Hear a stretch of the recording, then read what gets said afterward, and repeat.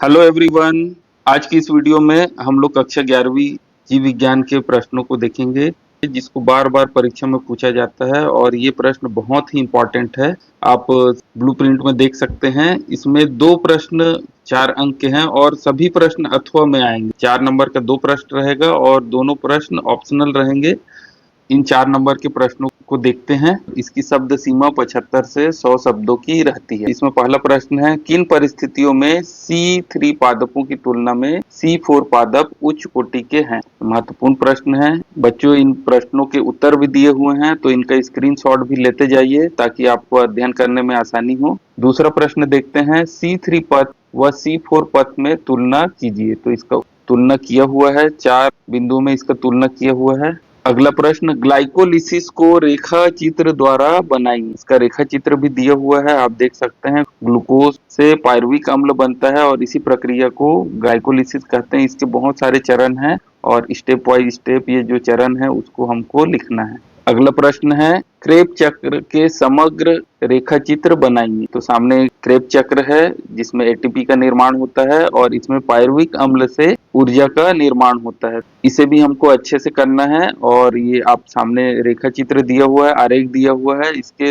हर step को हमको अच्छे से लिखना है। अगला प्रश्न है, शुद्ध एटीपी के अणुओं की प्राप्ति की गणना के दौरान आप क्या कल्पनाएं करते हैं? या एटीपी के निर्माण में कितने अणु का निर्माण होता है, ये सभी को हमको लिखना है। तो ग्लाइकोलिसिस के दौरान एटीपी का निर्माण में टोटल आप देख सकते हैं 38 एटीपी ऊर्जा प्राप्त होती है।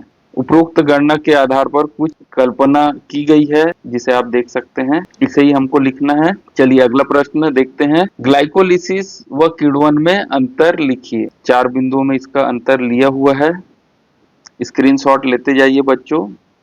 अगला प्रश्न, पेशी संकुचन के प्रमुख चरणों का वर्णन कीजिए। ये बहुत ही इंपॉर्टेंट प्रश्न है, परीक्षा में आता ही आता है। इसका उत्तर भी आप स्क्रीनशॉट लेते रहिए। अगला है, तंत्रिकी आवेग क्या है? इसका संचरण किस प्रकार से होता है? तो एक तंत्रिकी कोशिका में तंत्रिका का संचरण किस प्रकार से होता है चित्र के साथ बताना है। कौन कौन सा अवस्थाएं होती है, ध्रुवीय अवस्था होती है, निध्रुवण अवस्था होती है। इसका स्क्रीनशॉट भी लेते रहिए।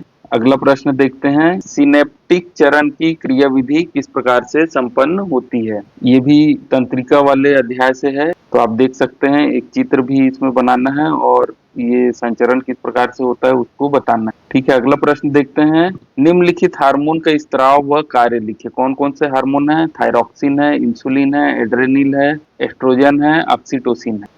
इनके कार्य दिए हुए हैं, आप देख सकते हैं। थायरॉक्सिन, इंसुलिन, एड्रेनालिन, एस्ट्रोजन और ऑक्सीटोसिन। तो ठीक है, टोटल 4 अंक के यहाँ पे हम लोग 11 प्रश्नों का संकलन किए हैं जो परीक्षा में बार बार पूछा जाता है और परीक्षा की दृष्टि से बहुत ही इम्पोर्टेंट प्रश्न है।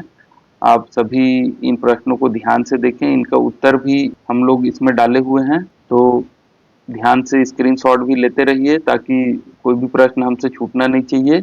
अगले वीडियो में हम 5 नंबर के प्रश्नों को लेकर आएंगे। तो बच्चों, ये जो वीडियो है आप लोग के लिए बहुत ही लाभदायक सिद्ध हो सकता है, तो सभी प्रश्नों को बिल्कुल ध्यान से देखना है हमको। अगर ये वीडियो पसंद आए तो कमेंट में यस लिखें और हमें कमेंट करें अगला वीडियो हम किस प्रकार से बनाएं। आप हमें सुझाव भी दे सकते हैं। वीडियो अगर पसंद आए तो लाइक करें और चैनल को सब्सक्राइब करें, बेल आइकॉन को क्लिक करें ताकि आने वाले वीडियो का नोटिफिकेशन आपको मिल सके। Okay, thank you.